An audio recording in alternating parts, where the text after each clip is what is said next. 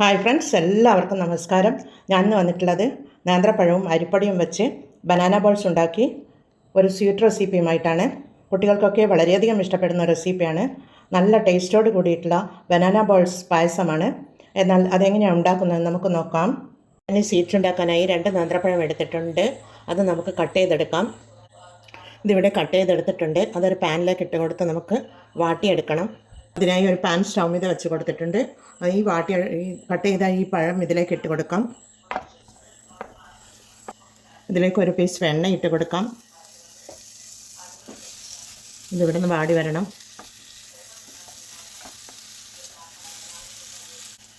പഴമൊക്കെ ഇവിടെ വാടി വന്നിട്ടുണ്ട്. ഇനി ഇത്രയും മതി.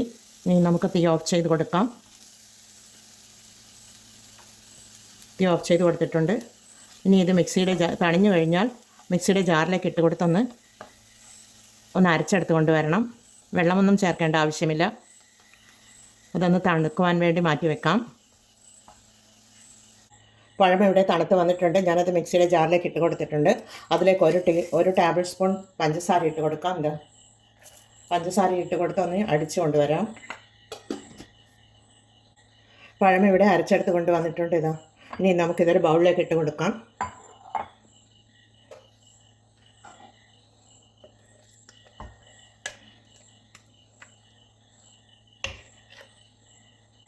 ഇതിവിടെ ബൗളിലേക്ക് ഇട്ട് കൊടുത്തിട്ടുണ്ട്. അതിലേക്ക് 1 കപ്പ് പത്തിരിപ്പൊടിയാണ്.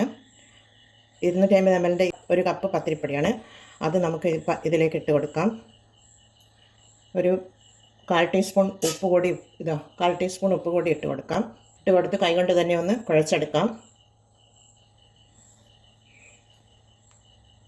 ഇതിവിടെ കുഴച്ചെടുത്ത് വെച്ചിട്ടുണ്ട്. നല്ല തൊലികറുത്ത പഴമാണ് ഇതിനാവശ്യം. തൊലികറുത്ത പഴമാണെങ്കിൽ നല്ല മധുരമുണ്ടാകും. പഴം പുളിരസമുള്ള പഴമാണെങ്കിൽ കുറച്ച് ഷുഗർ ഇട്ട് കൊടുത്താൽ മതി. അതുകൊണ്ടാണ് ഞാൻ പഴം വാട്ടിയെടുത്തതിന് ശേഷം അടിച്ചെടുക്കുമ്പോൾ കുറച്ച് ഷുഗർ ഇട്ട് കൊടുത്തത്. ഇത് ചെറിയ ചെറിയ ബോൾസാക്കി ഉരുട്ടിയെടുക്കാം. ഇതേപോലെ ചെറിയ ചെറിയ ബോൾസാക്കി ഉരുട്ടിയെടുക്കണം. എല്ലാം നമുക്ക് അതുപോലെ ചെയ്തെടുക്കാം. ഇവിടെ ചെറിയ ബോൾസാക്കി എടുത്ത് വെച്ചിട്ടുണ്ട്.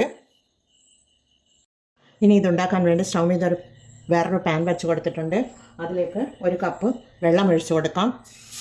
അതൊന്ന് തിളച്ച് വരണം. വെള്ളം ഇവിടെ തിളക്കാൻ തുടങ്ങുന്നുണ്ട്. അതിലേക്ക് ഒരു 4 ഏലക്കായ ചതച്ചെടുത്തിട്ടുള്ളതാണ്. അതിൻ്റെ കുരു അതിലേക്ക് ഇട്ട് കൊടുക്കുന്നുണ്ട്. പിന്നീട് നമുക്ക് ബോൾസ് ഇട്ട് കൊടുക്കാം. ഈ ബോൾസ് ഓരോന്നോരോന്നായി ഇട്ട് കൊടുക്കാം. പിന്നീട് ഇതിലേക്ക് ഇട്ട് കൊടുക്കേണ്ടത് നെയ്യായിരുന്നു. നെയ്യ് എൻ്റെ അടുത്ത് ഇല്ലാത്തത് കൊണ്ട് ഞാൻ വീട്ടിൽ തന്നെ ഉണ്ടാക്കിയെടുത്ത ബട്ടറാണിത്. അത് ഇട്ട് കൊടുക്കുന്നുണ്ട്. ഹോം മെയ്ഡ് ബട്ടറാണ്. ഇത് ഇട്ട് കൊടുത്തൊന്ന് ഇളക്കി കൊടുക്കാം. അത് നല്ലതുപോലെ ഒന്ന് വെട്ടി തിളച്ച് വരട്ടെ. ഇതിവിടെ നല്ലതുപോലെ വെന്ത് വന്നിട്ടുണ്ട്. വെള്ളമൊക്കെ വറ്റി വന്നിട്ടുണ്ട്.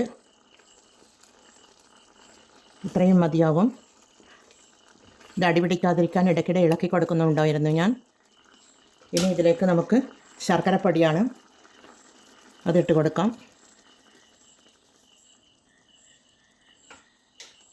അരക്കപ്പ് ശർക്കരപ്പൊടിയാണ് ഞാൻ ഇട്ട് കൊടുത്തിട്ടുള്ളത്. പൊടി ഇട്ട് കൊടുത്തു കഴിഞ്ഞാൽ നല്ലതുപോലെ ഇളക്കി കൊടുക്കണം.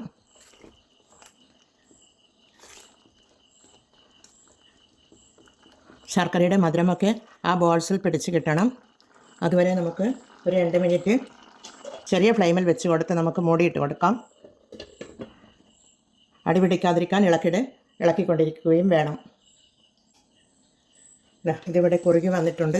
നല്ല മണം വരുന്നുണ്ട്. ശർക്കരയുടെയും ഏലക്കായുടെയും ഒക്കെ നല്ല മണം വരുന്നുണ്ട്. ഇനി ഇതിലേക്ക് നമുക്ക് തേങ്ങാപ്പാൽ ഒഴിച്ച് കൊടുക്കണം. ഈ 1 കപ്പ് തേങ്ങാപ്പാലാണ്. 1 മുറി തേങ്ങയുടെ പാലാണ്. കട്ടിപ്പാലാണ്. ഇത് 1-ാം പാലാണ്. കട്ടിപ്പാലാണ് ഒഴിച്ച് കൊടുക്കുന്നത്. ഒഴിച്ച് കൊടുത്ത് ഫുൾ ഫ്ലെയിമിൽ വെച്ച് കൊടുത്ത് ഒന്ന് ഇളക്കി കൊടുക്കാം.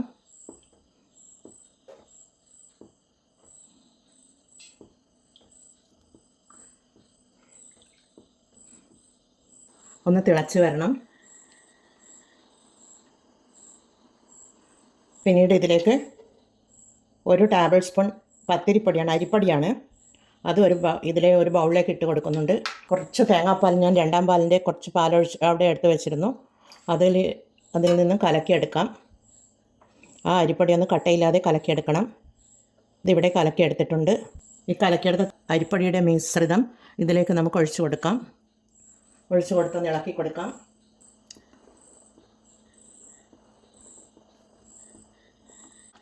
ഇതിവിടെ നല്ലതുപോലെ തിളച്ച് വന്നിട്ടുണ്ട്. ഇതാ ബനാനയും അരിപ്പൊടിയും വെച്ചിട്ടുള്ള ബനാന ബോൾസ് കൊണ്ടുള്ള പായസം ഇവിടെ റെഡിയാണ്. നല്ല അടിപൊളി പായസമാണ്. നല്ല ഒരു മണം വരുന്നുണ്ട്.